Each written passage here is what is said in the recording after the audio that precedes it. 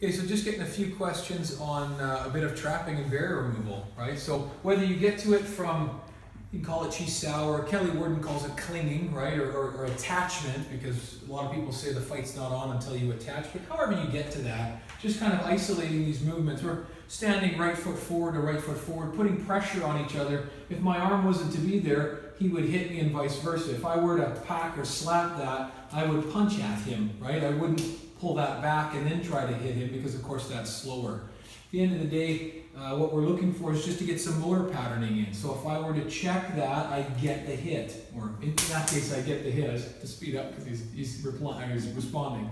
If he were to check that, I could then bong sow. If he were to check that and not violate his center line, I could then sneak in a seek emptiness. If he were to check that, I could then look for a small white.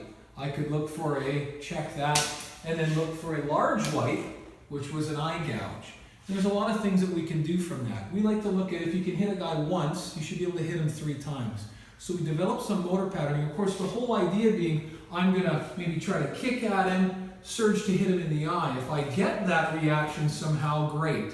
Let's just move over to the camera here. Otherwise, if I don't get a reaction, I'll hit him. If I get a reaction, that's great. If I'm able to do that, now maybe there's, oh, there we are. So there's that straight up the line, checking, and I've already got a foot trap and dominated him that way. So if we look at it this way, let's just do a few of these. So I either get the hit, I pull punch, I've already thumbed his eye, and then get the hit.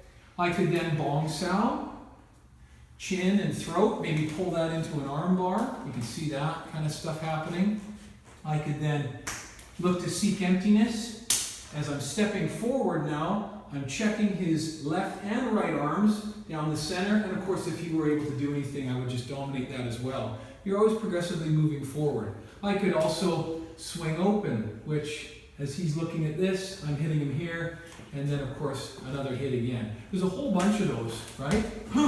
Right? I am moving quickly, but at the same time, I'm not moving so quick as I'm not moving in and dominating that guy's center. Now you can see how these foot traps could come into play, that type of idea. Remember, all from being out here. Maybe I try to poke at him, maybe I kick at him. Kick and eye gouge, I either get that gouge, or he responds by slapping, I then wipe. He responds by touching that, I then pull him into another movement. That you can, oh yeah, you can see how these movements now are all going to be there. Now all of a sudden that lock works a little better, right? That type of stuff. If he's even standing after that at all.